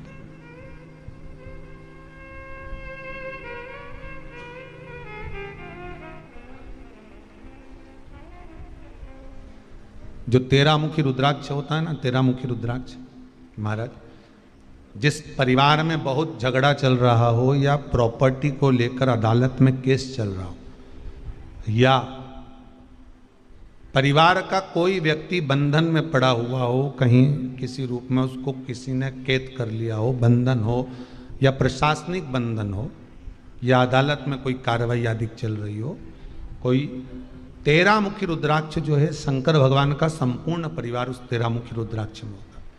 13 मुखी रुद्राक्ष का जल या 13 मुखी रुद्राक्ष अगर जो व्यक्ति बंधन में हो या अदालत में कोई कार्रवाई चल रही हो, 13 मुखी रुद्राक्ष को धारण कर लेता है, जाकर अदालत में भी खड़ा हो जाता है तो पक्ष उसी का प्रबल हो जाता है। 13 मुखी रुद्राक्ष में शिव का संपूर्ण परिवार जुड़ा होता है, संपूर्ण परिवार शंकर भगवान का 13 मुखी रुद्राक्ष। रुद्राक्ष स्वयं शिव सती और शिव का परिवार है। बड़े आनंद के साथ रुद्राक्ष शिव महापुराण की कथा को अपन श्रवण कर रहे हैं। आज कथा का द्वितीय दिवस विराम की ओर है, कल कथा का तीसरा दिवस तृतीय दिवस रहेगा।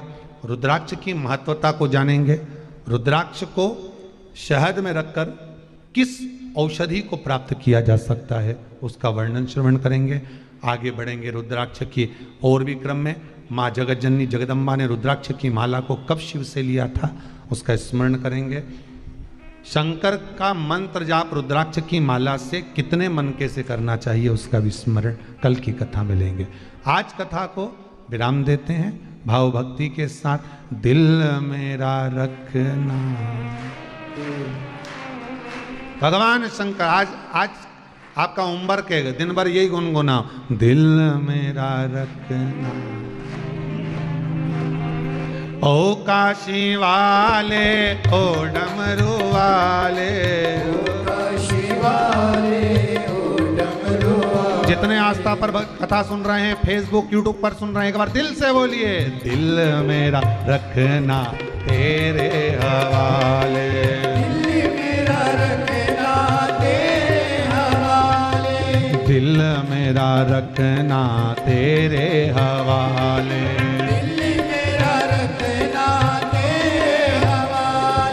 ओ काशी वाले ओ डमरू वाले, ओ काशी वाले ओ डमरू वाले, ओ काशी वाले ओ डमरू वाले, ओ काशी वाले। सुनो सुनो सुनो अच्छे से, आज मोबाइल में लगा के हेडफोन में यही सुनना है, उनको भी सुना देना। जो नहीं आए कथा में, जो नहीं पहुंचे कथा में, उनको भी काट कर भेज देना। दिल मेरा रखना तेरे हवाले, दिल मेरा रखना तेरे हवाले, ओ दिल मेरा रखना तेरे हवाले, दिल मेरा रखना तेरे हवाले। तेरे भगत ने तुझे पुकारे,